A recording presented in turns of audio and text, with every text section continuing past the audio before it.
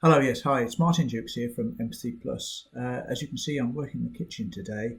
We have a problem in the office with the internet and telephone due to a BT line fault which occurred yesterday. Interesting service when I reported the fault to BT. I went through to a completely automated service which asked me for my telephone number. It then tested the line. It knew I was reporting a fault, came back and told me there was a line fault. All working fine until it asked me for my account number. I wasn't in the office at the time, so I didn't have the account number and was repeatedly asked the same question. After a number of times being asked this question, I couldn't put anything into the keypad. I was transferred to a person, to a real live person who was able to take the information and reassure me that the fault would be dealt with after first of all taking a couple of those security questions. And it started to make me think, what happens to organisations that will only allow you to provide, or will only deliver services via the internet? So I haven't got any internet at the moment. What do I want to do today? What's my normal day? Well, I may well be looking for a couple of transactions in the bank account.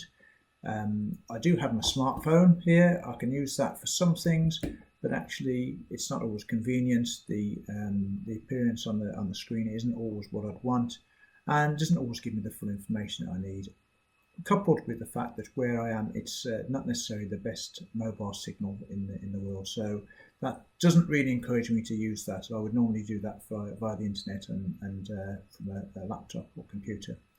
The other thing that it started making me think about is what about those organisations that will only take orders online and that you can't actually speak to anybody? So maybe it's a new organisation that's become a set up as an online retailer, or maybe it's an organisation that's shifted all of its communication with customers through to the web, and everything has to be done online. And I started thinking, actually, today I wouldn't be able to deal with those organisations. So, for example, if I wanted to order some stationery, normally I would do that online, but today I would have to pick up the phone and call somebody. If they didn't offer that solution, I wouldn't be able to do it. So what would happen to me? First of all, I'd have to go somewhere else.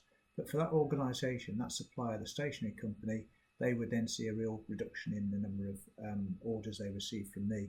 Which, whilst not significant, over a wider range of people would be perhaps more difficult for them to cope with.